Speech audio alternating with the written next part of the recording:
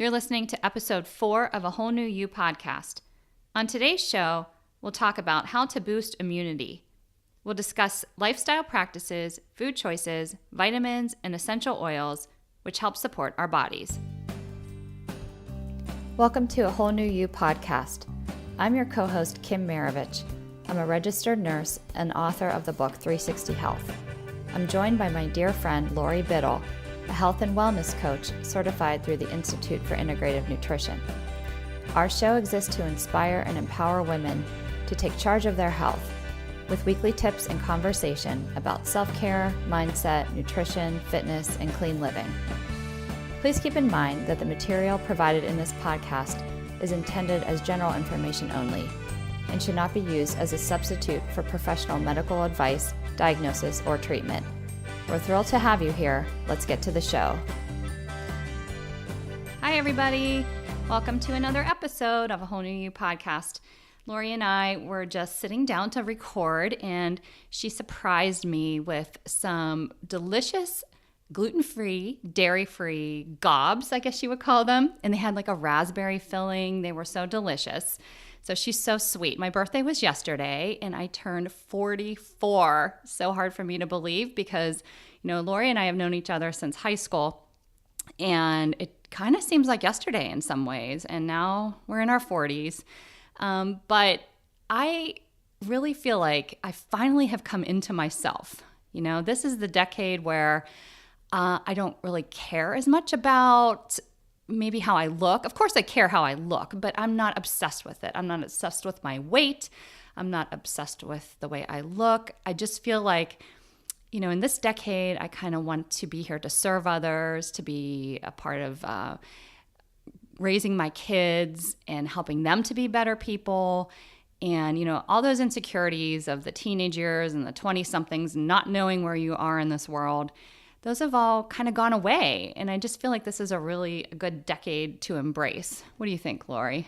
Yeah, I think the word that comes to mind for me when I think of 40s so far, which I'm 42, and you probably have heard me mention multiple times, throughout other episodes, that I've kind of been on this journey for 2 years. So it was kind of my 40th birthday that prompted all of these changes in my life. But the word that comes to mind when I think of where I'm at here in 40s is acceptance. And I wish I could go back and talk to my 30-year-old self and just give me a good shake and say, stop the madness. Because, when you have that grace for yourself and you start to accept and appreciate yourself for what you are, it changes everything. So I look back to like my 20s, which were a super fun time. But it's also a period of always trying to prove yourself, and that needs to happen. I'm not saying that you got to work hard and you do kind of have to pay your dues. I'm all for that. But then 30, those years, I just took it to a whole nother level. Like my kids were young, so it was like this out in the world every day, proving, not only at my job, but with motherhood, and it just all gets to be too much.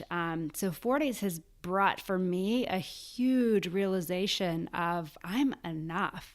What I'm doing is enough. What I have is enough. And I just had, so much more happiness and joy in my life with realizing that. So I love 40s.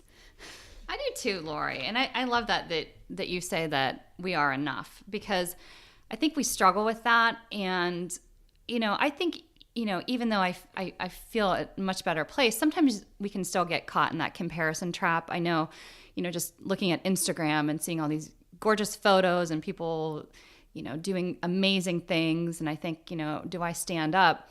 But when I take a moment to reflect, I do. We each bring our own gifts to this world, and we can be a light to this world in whatever way we choose to be. And just by being our authentic selves. And I think that's really the thing, is when you have reached this decade, you really can be your authentic self and embrace it. So I think that's a pretty cool thing. So I'm happy to be 44. So today we're going to be talking about ways to boost our immunity. And I think we need to give a little bit of background information. So Laurie is going to just share a little bit about, what to do when we are really feeling sick and how to approach that.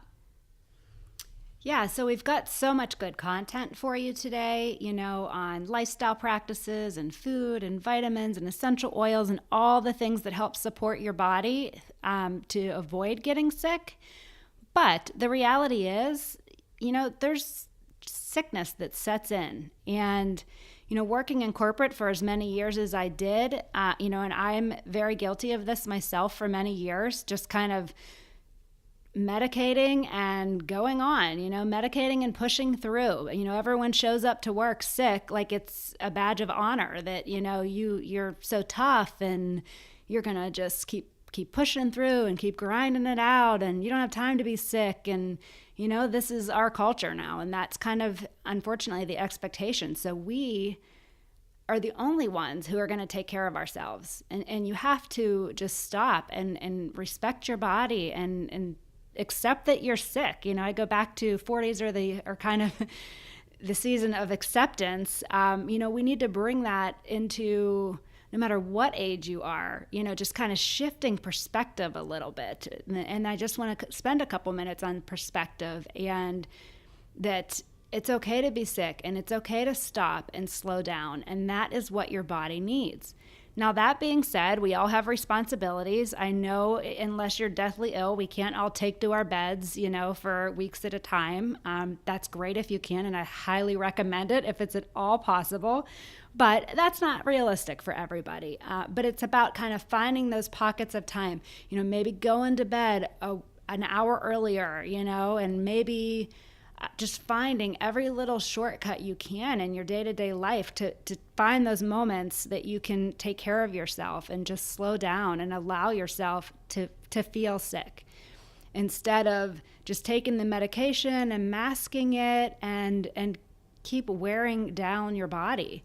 Like drink that delicious, chicken broth and find those pockets of time to just acknowledge that you're sick and take care of yourself, because as mothers, there might not be anyone taking care of you. And that's okay. You got to take care of yourself just like you would take care of your children or your husband or anyone else in your life that was sick. Prioritize yourself that way too. Absolutely, because I think as moms, we put everybody else first, and then when we get worn down, the whole house falls apart. So we have to support ourselves. So it is important that if you are sick, that you take time to rest.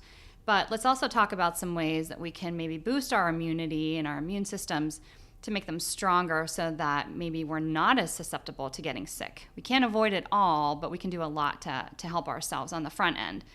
So some things we talked about in previous episodes were ways to detoxify our bodies. And anything that we can do to get rid of some of those toxins will be really helpful in just prepping your body. So I think that was, Laurie, was it episode 1 that we talked about?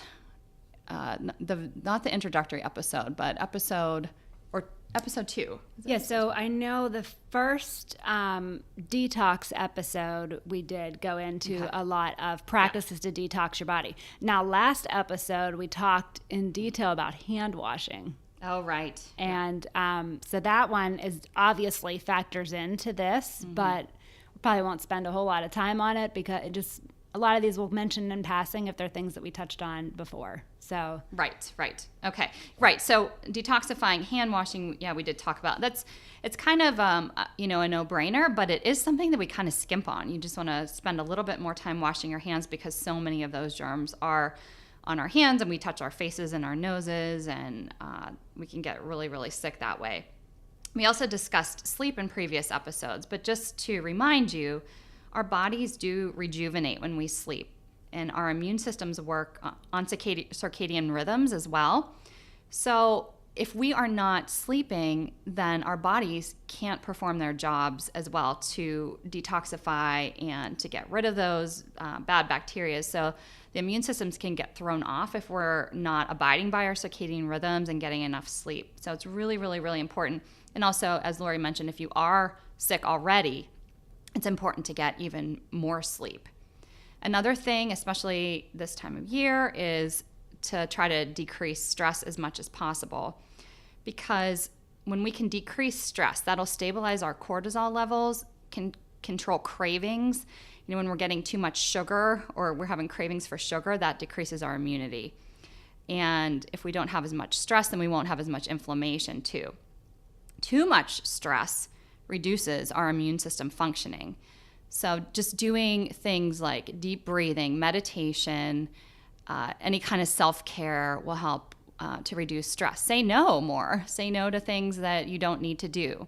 If you're not really feeling up for going out with friends and it's going to be stressful to get the kids wherever they need to go and X, Y, and Z, then just say no.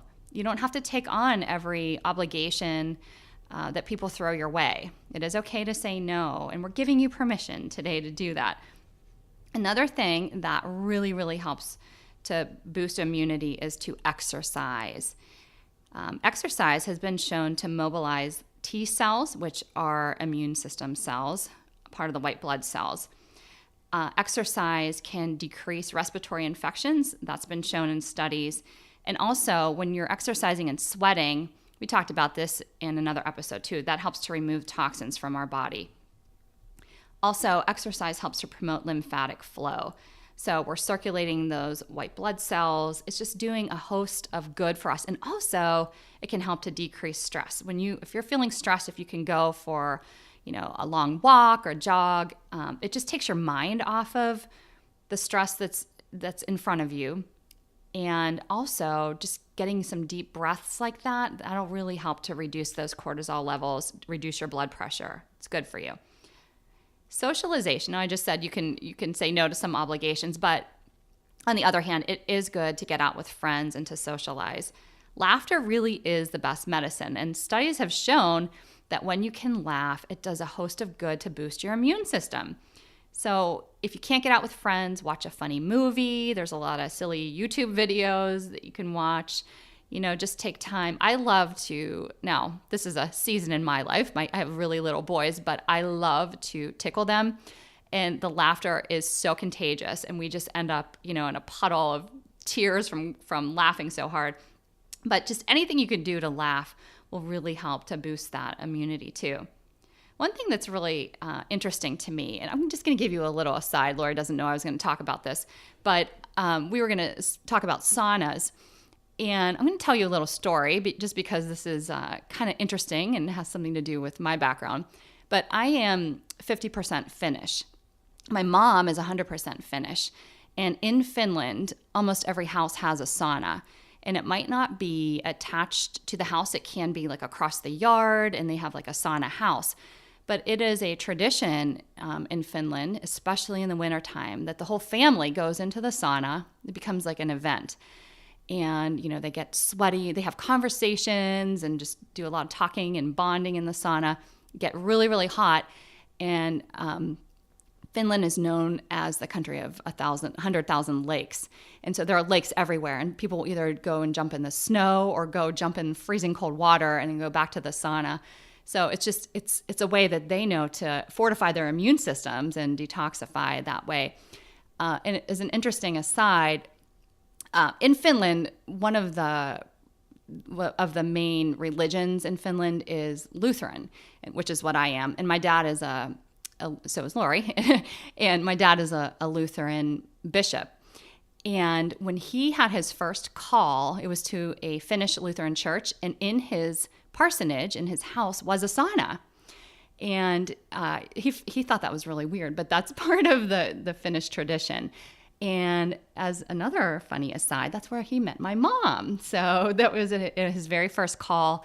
He met my mom. She was Finnish, and so the rest is history with the whole sauna experience. But saunas are, as I mentioned, they fortify the immune system. They can detoxify. We mentioned that in previous episodes. But also, when you're in a sauna, it increases your body temperature, which helps to decrease viruses and bacteria. So lots of good things from doing that. I know the gym I belong to has a sauna.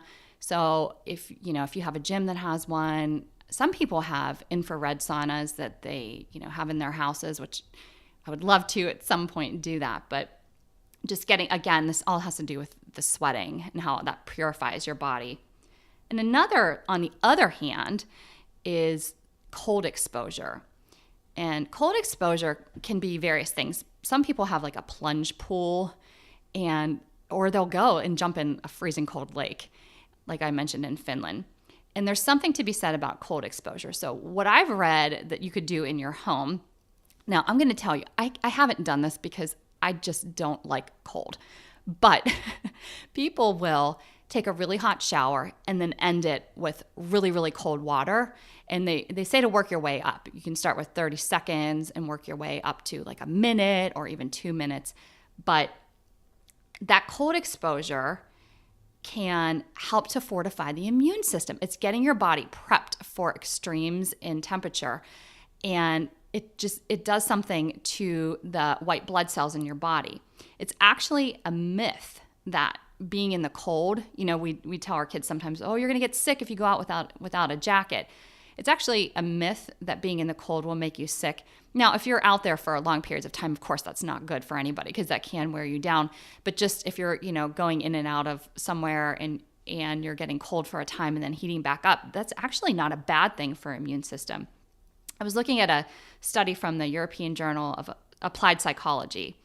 And in the study, they concluded that stress-inducing stimuli, such as cold exposure, and repeated cold water immersions increased metabolic rate due to shivering, and it elevated concentrations of catecholamines, and those activate the immune system. So there have actually been studies that have shown that that's not a bad thing and that's good for you. So if you are brave and you want to get your body prepped, then try that. Try to take a hot shower and then end it with cold temperatures. And people swear by it. They swear by it for the energy too. Wow, Kim, I've never tried that either. This is something new for me. I'll have to maybe give it a shot. We'll see. Something I wanted to touch on today that not everybody makes the connection with immunity is gut health. And, sometimes that's a big trendy thing right now. You keep hearing gut health. And a lot of people associate that with just digestion. They think, I don't have any digestive problems, so I must, have awesome gut health. But the reality is the majority of the population is out of balance in their gut. And a lot of that's because, in our conventional dairy and meats, we have traces of antibiotics and just kind of the overuse of antibiotics from doctors. I know when my kids were little, that's what we did. Like before I knew the power of food and knew the power of essential oils and other ways that I could help my family within my home, we just ran to the doctors and we got an antibiotic all the time. So that really does take a toll on the balance in your gut over time. And the gut really is the brain of the immune system. It's just really, really important in keeping you healthy. So, it's just kind of taking a look at that. And you probably hear a lot about probiotics and they are very important. And that's why, just because we've had so much exposure, and everything antibacterial, that's kind of all the hype, especially as moms. That's how we're taught to take care of our children, to pretty much disinfect them with Clorox wipes and Purell, all day long. And, I've actually found when I've backed off of those, we talked in our detox episodes and reducing toxins in your home about using more natural cleaners and how those chemicals are actually hurting your immune system. Meanwhile, as moms, all this time, we're thinking we're, sanitizing everything to be healthy, and sometimes that can end up making us sicker, really, because we're overloading our bodies with these chemicals. So a probiotic supplement is something that is great to start to rebuild that balance of good bacteria in the gut, and you do kind of want to look for one with a prebiotic, because the prebiotic feeds that good bacteria. So as you start to repopulate your gut with the good stuff, you also want to feed it and have it be thriving. And, I did see this picture a few years ago of like bacteria that I, for many years, thought was my enemy in this world, and I just have a little bit of a different perspective on those fuzzy little guys now, because there definitely are good bacteria that we need in our life. So, a couple other ways that you can get that other than taking a supplement is fermented foods. We all hear yogurt have live active cultures, and there are a lot of them in the grocery store that are loaded with sugar, and there's a lot of goodness in there. So it's just kind of trying to balance that out. But some other fermented foods that maybe aren't as mainstream as yogurt also can have a lot of really great benefits and bringing that good bacteria into the belly. And one of them being kefir, which is a type of yogurt, but it is liquid. And it's really great for adding to smoothies. It's one of my favorites because, you just pour it in. I also do overnight oats with it, where you just take your steel cut oats and then you cover them in kefir, put some fruit or some cinnamon in there, and you put them in the fridge overnight. And then you eat them cold in the morning. And it's just a quick, easy breakfast. And you're getting all of those great, good bacteria in there. And I also, while I was at IIN, they did a lesson on fermented foods. It was kind of a little demonstration, and I am by no means an expert in making my own fermented foods. However, I did some experimentation in my kitchen, and I have found one thing that I've really liked, and it's pickles. And they're really easy to make. My husband absolutely loves them, and they do have that good bacteria. Because, I guess I made them in the summer was the last time I made them through, we participated in a CSA. So I had some delicious cucumbers from the CSA. I had some fresh dill and mason jars. And pretty much all you need is some sea salt or some nice Himalayan salt and water to make a brine. And you just cover the cucumbers with that salted water mixture. And, I also add whole cloves, which my husband will just pull those out and eat them whole along with the pickles, which is kind of crazy, but also really good for immunity since we're on that subject.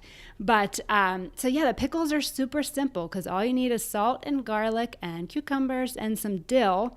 And you put them in a mason jar and, seal the lid real tight. And you leave them out for about 3 to 6 days, and then they're good for about 3 months in the fridge. And you're getting all that good bacteria, and it's all, fresh produce that you make it from. So just a better option than pickles that you're finding on the shelves in the grocery store and giving you a little extra boost of good bacteria. Another one that I tried to make that kind of was a fail, I would say, is sauerkraut. Had some beautiful fresh cabbage and chopped that all up, but that's some stinky stuff. So I could only let that brew on the counter for so long. And then I think I moved it to the basement, and then I moved it to the garage. And then finally my husband was like, get this out of the house. It was awful. So I'm sure there are better ways to do it, to kind of hide that smell. I was just doing very small batches in mason jars, and it was really hard to find a good spot to kind of let it brew, so to speak, because it does not have a very good scent. So that was sauerkraut, but that's something else you can try at home, I guess. Can I just jump in and just say, I've actually never, Laurie's quite the chef and I'm not, but I have never tried to make them. But I think one thing we need to mention is that sauerkraut is good for you, but not the canned kind that you can get on the store shelves, because that has been usually pasteurized and the good bacteria is gone.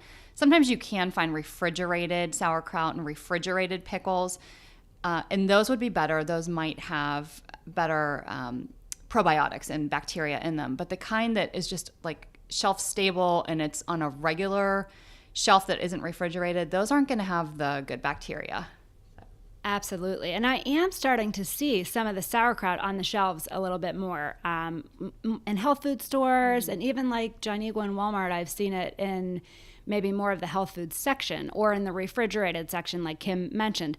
But the key also with that is not cooking it in a crock pot all day, because you're also killing off some of that good bacteria. When we all make our pork and sauerkraut on New Year's coming up here, you're not always getting all that good bacteria benefit when you've heated it up for a long time and you've kind of killed a lot of that off. So even though pickles and sauerkraut can be really great fermented foods, you're not always finding that in the grocery store. But good things to know about, and you can do some research on your own too if you want to experiment, but the pickles I have found to be kind of the easiest one, and you do get a lot of benefit, and they're fresh and yummy. Another thing that is kind of a big deal right now, and you probably hear a lot about bone broth, and we all know that chicken noodle soup is something that, for years, everyone says when you're sick, have some chicken noodle soup. Well, bone broth takes it to a whole nother level because, and I know I hear people talk about like chicken stock and chicken broth, and the difference with bone broth is that the bones are cooked for a really long time. So all of those great minerals that are in the bones are extracted into the broth. So you've got protein, and you've got a lot of amino acids, and just all those minerals that are in there. Collagen being, one of them, which is, I've heard bone broth being called the fountain of youth. It's very good for your joints and your skin and all of that stuff, but it's also so great for just giving all those immune cells a boost. And you can find reduced sodium bone broth kind of in a carton at the grocery store, and I buy that sometimes too. I add some carrots and some celery and some noodles, and my kids love it, and it's a great thing to put in thermoses, this time of year for school lunches. And, it just really helps kind of boost that immunity. There's so many health benefits. And it's actually one of those things that's really super easy to make at home. Something I tell my clients really early on, a lot of times when we're talking about meals, is roasting a chicken. That is like a really easy weeknight, it's not a huge chicken, so it's not cooking like your Thanksgiving turkey forever in the oven, but you roast a chicken one night, and then you kind of save those bones, and in your crock pot, you fill it with water. You kind of just cover those bones with some water, and you put a little apple cider vinegar in there, which is going to help extract those minerals from the bones. And then here's the best part, and this I saw in a demonstration in an IIN lecture, and I just thought it was so wonderful. You can throw a whole carrot in, you can throw a whole piece of celery, you can throw the whole onion without even taking the peel off of it. Oh, really? And because you strain it, you're not, so you're not chopping. Like a lot of times when you're making chicken noodle soup or something, or a vegetable soup, there's some chopping involved. When you're making bone broth, you just toss it all in. Some people use clippings from, different vegetables and just kind of save them in a bag in their freezer till they're ready to make broth. And so you just kind of let that all cook in there. The key is leaving it on for a long period of time. I think the minimum's like 8 hours, 12 to 24 hours is great. If you are a crock pot person and you're comfortable kind of leaving it on, again, that's kind of a personal preference thing, but the longer you can cook those bones, the more goodness you're going to get from it. And then I usually just put mine in a big bowl, and with a strainer in the bowl, pour the whole pot into the strainer, and then just lift it up, and you're left with just the broth. And all of that onion and the carrot and the celery and the bones are all, just in the strainer, and you can dispose of them. So it's not hard to make, and it's great to have around. If you do try this, I will tell you, sometimes, especially if you make a smaller batch, it gels in the fridge. And it can look kind of gross, but that's what you want. If that happens, then get really excited, because that means that you have got so much of that goodness out of those bones. So that's kind of what you want to see. So bone broth is just wonderful for immunity, and just a really good time of year, in the winter here especially, to implement that. You can make a soup with it. You can saute vegetables with it. You can just sip it from a mug, maybe in replacement of a caffeinated beverage, because we all want the hot drink this time of year. And bone broth is a really good thing to start incorporating into your day.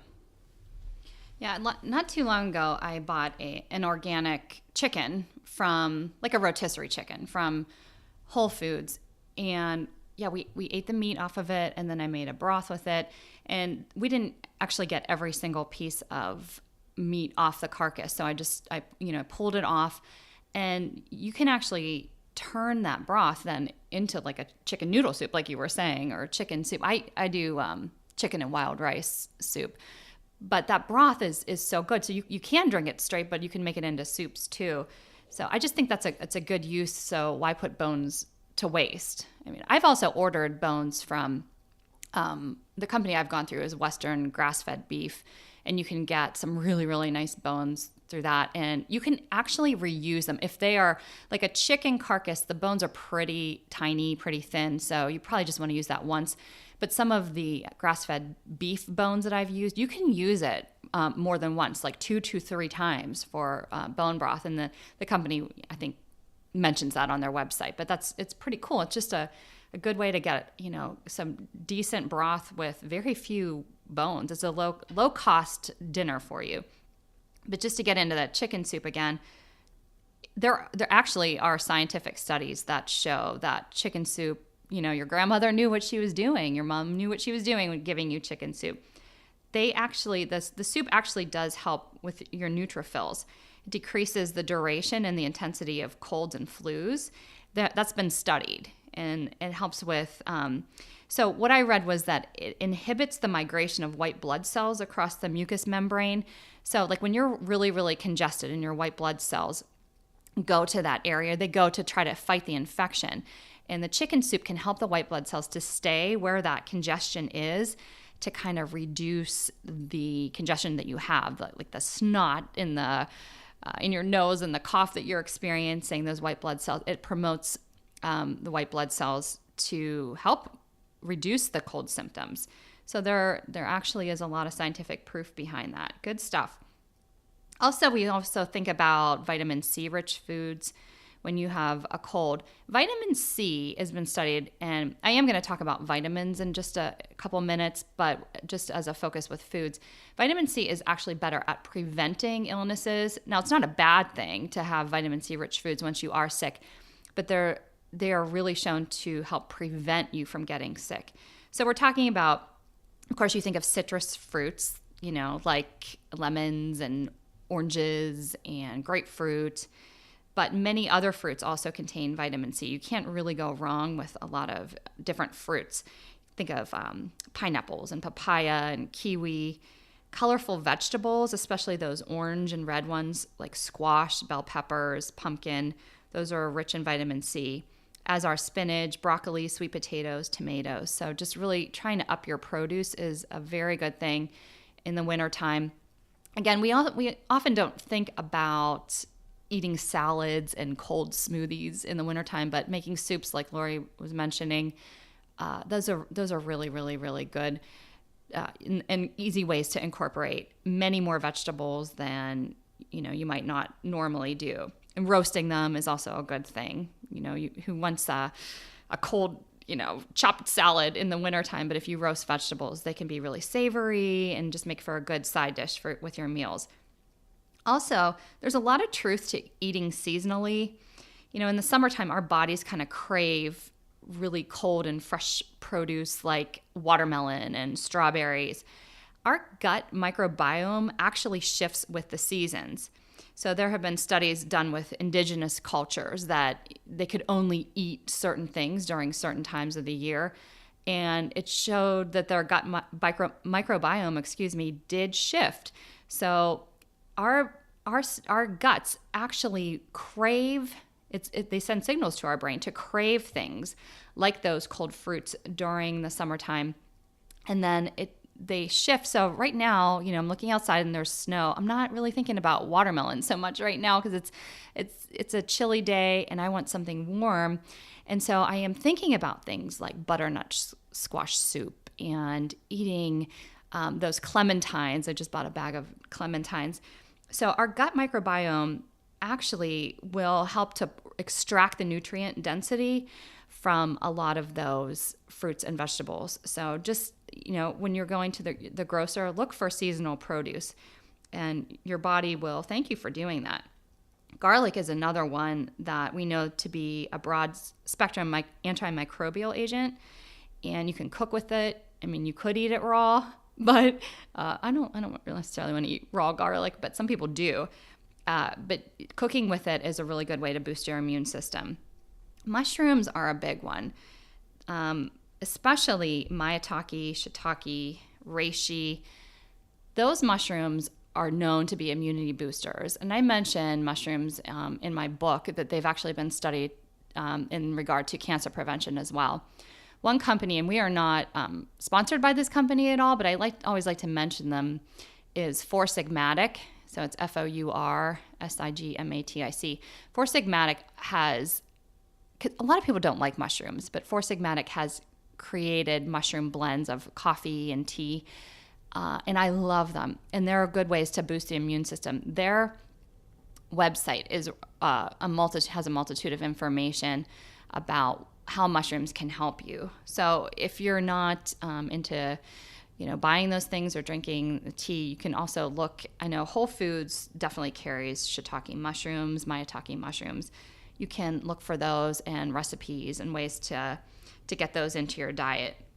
Manuka honey is another one that is an antiviral, antibacterial. We talk about adding spices to our dishes. Oregano is a really good one, but all of the spices, oregano has been studied in regard to decreasing the cold and to decreasing infections. But spices in general have a host of antioxidants and are very, very good for you.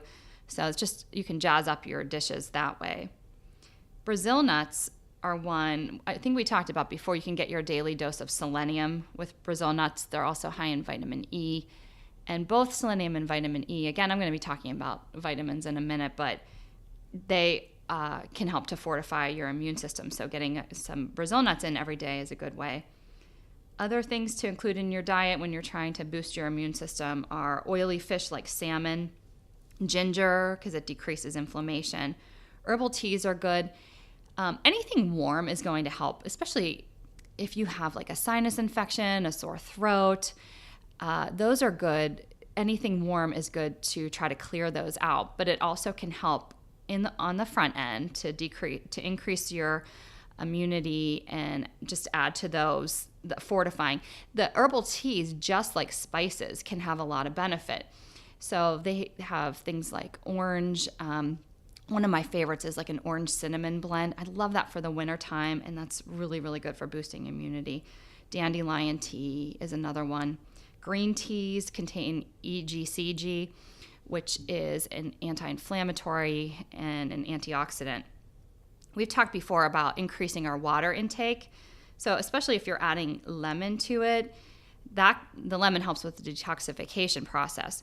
But hydration is super important for all of our bodily functions. So to support every cell in your body and to make sure it's doing its job optimally, you want to make sure you're hydrated.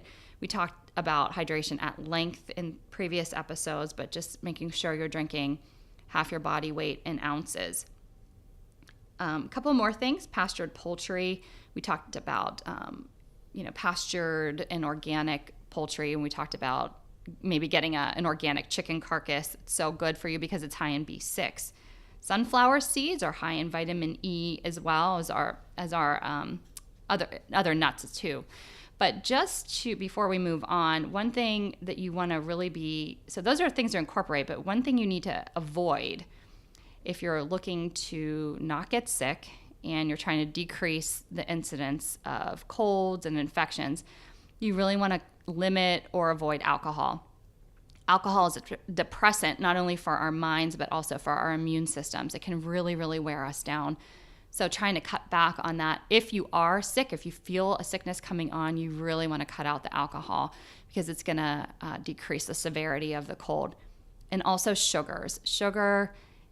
Added sugars, or even products like a lot of processed foods, you really will be doing yourself a favor by cutting back on that, because sugar leads to inflammation in our bodies, and any inflammation is just going to make it worse if we do get sick or increase our chances of getting sick.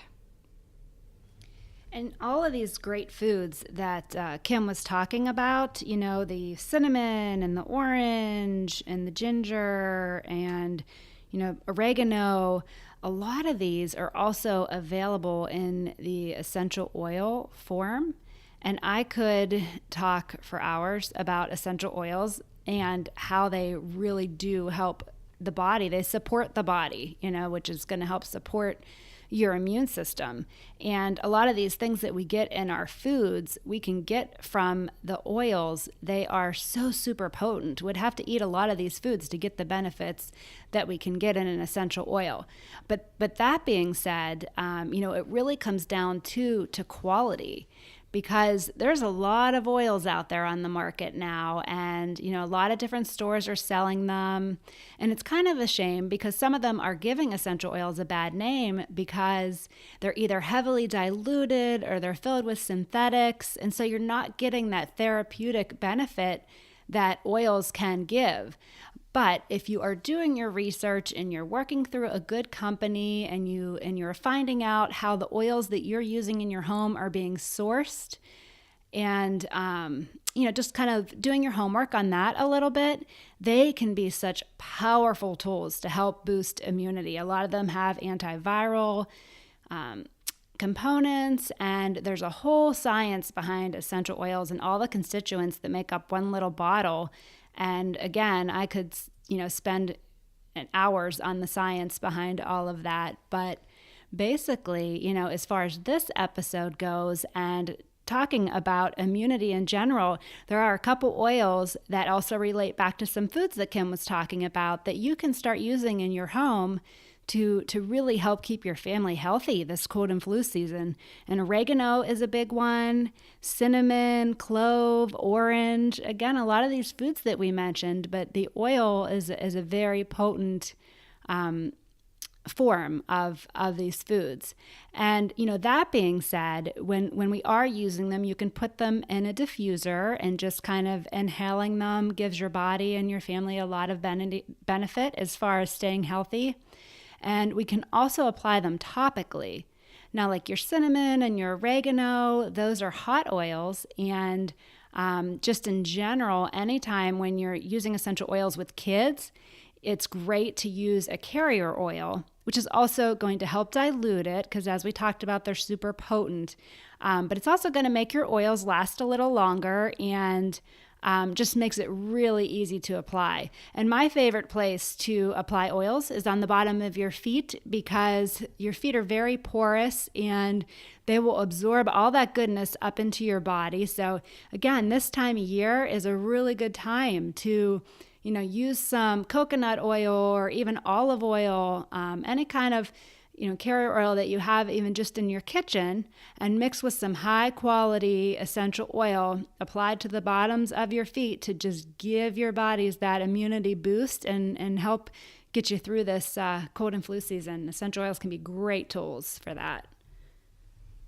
I love that. And when my kids were little, the doctors would tell us to put things on the bottom of their feet, and I never understood that, but now I get it, that your feet are porous. Okay, that makes a lot of sense.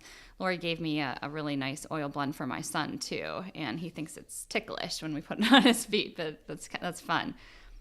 So just to wrap up the show, we're going to talk about some vitamins that would be helpful. Again, we recommend getting most of them from food sources. So really, really, when you're upping your produce, getting lots of fruits and vegetables in, you're going to get a lot of vitamins that way. But sometimes we do need some extra supplements. And of course, we would rather use supplement on the front end than to take medication on the back end. You have to do what you have to do, but you can try to boost your immunity this way. So to start, it's recommended, especially in the wintertime, to take a high-quality multivitamin. That way you're covering kind of all bases and making sure that you're getting at least the trace nutrients in that you need to get. We can talk more in depth in a future episode, but I always recommend looking for a multivitamin that has the methylated forms of folic acid and B12. And again, we can talk about that later, but you want to look for a multivitamin that has methylfolate, methylcobalamin, one that I often recommend to people just because it's easy to find. You can get anything on Amazon, but if you're looking in a local store, Smarty Pants, they are gummy vitamins, but they contain the methylated forms of vitamins. That's just, your body will absorb them better. So just focus on taking a multivitamin first and foremost. The second one that I recommend all the time is that people take vitamin D. We are just our whole culture is notoriously low in vitamin D because we get it from the sun, but we are an indoor world. We're an indoor nation. We're inside all the time, and especially in the winter. If you can get out in the sun in the winter, that's a great thing to do because even just a little exposure through your face or your hands is really helpful. But I take a vitamin D supplement every day. Getting adequate levels can lower the chance of getting the flu by 50%. It is thought. So I would recommend taking a vitamin D supplement, especially if you're not able to get outside at all in these winter months. Vitamin C we talked about earlier. It's a little bit better for prevention, but getting them through fruits and citrus is great, but you might want to consider taking a vitamin C supplement as well. Vitamin E is an antioxidant. We can get those through nuts and seeds, but it's another thing that you can look into supplementing with. Zinc is one. I'm sure you've heard of coldies or zinc lozenges. Zinc is helpful because it develops and activates the T cells. And if you're taking zinc, if you've already started to get sick, it can reduce the duration and severity of the common cold. So that's a good thing in the wintertime. Selenium, we talked about Brazil nuts, but it's a good thing. And probably a lot of multivitamins are going to have that, as well as the vitamin E that I mentioned. But those are important because they're antioxidants. Another one that you could look into is ALA, or alpha lipoic acid. It actually assists vitamin C and makes it work better. It's an anti-inflammatory, and it also improves the health of our mitochondria. Quercetin, again, I've seen this in multivitamins. You might see it as a standalone supplement. But that's one that's interesting because it does have a lot of antioxidants and it stimulates the immune system to do its job. It has antiviral activities and can decrease inflammation in general. Another anti-inflammatory one that we mentioned in previous episodes is turmeric or turmeric curcumin. That is one that I know of that has been studied in regard to cancer prevention, but it also rivals painkillers like Celebrex because it is an anti-inflammatory agent. So that's a good thing. Anytime we can decrease inflammation, that makes us less susceptible to getting sick. I'm sure you've heard of echinacea. Echinacea can be like in a lozenge form. I've seen teas. It can be a standalone supplement. But people take it because it does have antiviral and antimicrobial activities. And one that I have never, and I don't know, Laurie, if you have ever tried this, but elderberry, I've seen people drinking elderberry concoctions and teas, but elderberry can be a supplement, but it can also be something that you can drink. And it's been used for hundreds of years to fight colds and flus. It's high in antioxidants and can protect our cells from damage. Helps to activate the immune system. So I've seen that like on Instagram lately, people drinking elderberry tea. So it might be something I'm going to try to look into myself. So just to recap, we hope you have come away with some practical information on how to boost your immune system and how to decrease the chances of getting sick or ways to help you if you are sick. Remember, you want to sleep as much as you can. You want to make good food choices, eat whole foods that are not processed, increase your fruits and vegetables. You can add some essential oils, diffusing them makes your house smell good, and it also is great for trying to prevent infections. If you're, make sure you're taking a multivitamin. You might consider supplementing with some other things. If you do get sick, try to start taking some zinc. And these are all just practical tips that we have for you today on ways to decrease your chances of getting sick. Anything else you want to add, Laura? Just take care of you. Yeah, that's great.